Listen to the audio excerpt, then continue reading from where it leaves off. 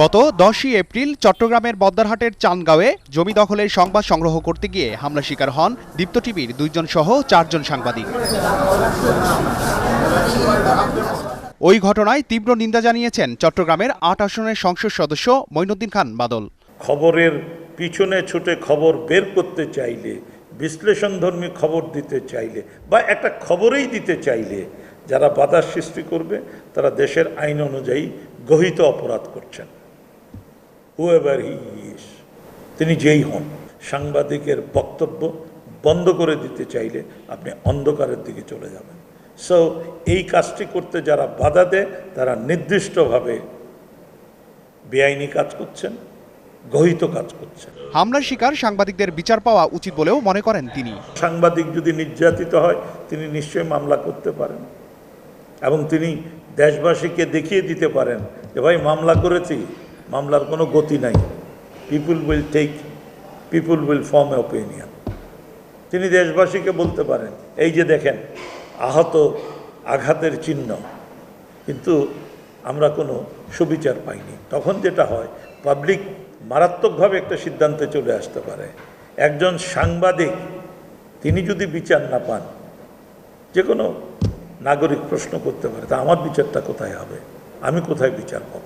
যেই দেশ গোলাম আজমের বিচার করতে পারে, বঙ্গবন্ধুর খুনিদের বিচার করতে পারে, যেই দেশ অন্যান্য মুক্তিযুদ্ধের অপরাধীদের বিচার করতে পারে, বিচার শুধু নয় সাজা কার্যকর করতে পারে, যেখানে খালেদা জিয়াকে আদালতে হাজির করতে পারে, সেখানে আবার আইনের ঊর্ধ্বে কে? সবাই আইনের কাঠামোর মধ্যে আছেন। আইনের হাতটা এই দেশে বেশ লম্বা এবং মজবুত। সাক্ষাৎকারের এক পর্যায়ে জমি দখল নিয়েও কথা বলেন এই সংসদ সদস্য।